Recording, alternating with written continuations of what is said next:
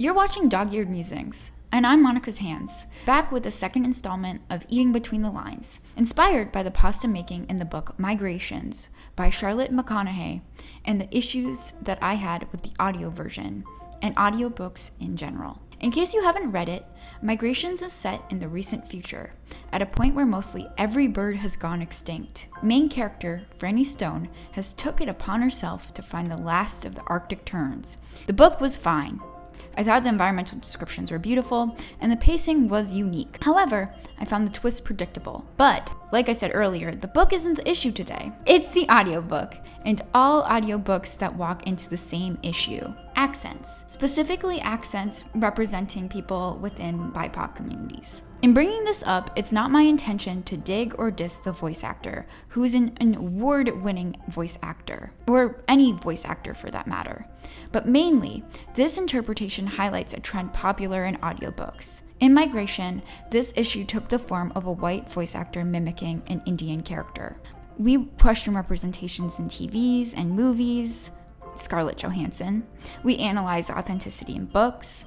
I want to see what the discourse was in culturally accurate representations within our audiobooks. And in this discussion, specifically, I'll be focusing on accents about BIPOC characters. According to the Slate article, I probably modeled him on something I'd heard on The Wire. The audiobook world has so far been largely free of the sort of scandals that have triggered reckonings about representation in other creative industries, like magazine publishing and television. This is partly because it's a low-profile, unglamorous field that doesn't attract a lot of attention from the press. The article states that many who work in the industry still feel the tensions around casting acutely.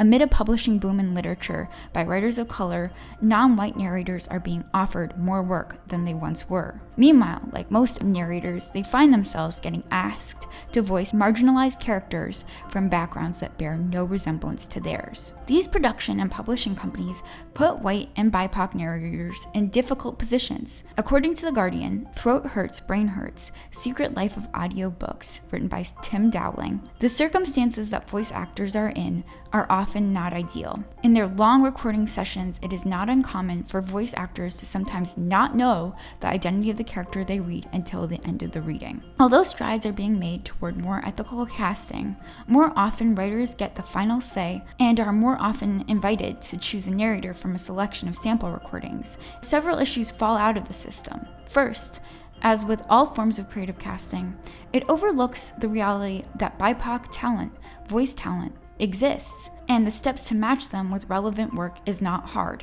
It should be obvious. Second, the environments need to be fixed to be more sustainable. Long hours, burnout, isolation does not breed BIPOC talent. It keeps it from ever getting started. And finally, as readers or listeners, we should have the same conversations that happen about actors on screens, questioning cringy accents. As a community, we have a power on how our audiobooks get made too. As a biracial person, how this affects me is when I hear an accent in an audiobook mimic my culture specifically. If it is a white actor or a non-Indian person narrating, I immediately think about depictions in popular media that have overtly or covertly relied on stereotypes in order to portray my family's background. I think of Ashton Kutcher selling pop chips, or Mike Myers playing the love guru, or Hank Azaria for years playing Apu. Whether production companies realize it or not, the accents that they encourage actors or voice actors to use often rely on stereotypes to draw from their accents.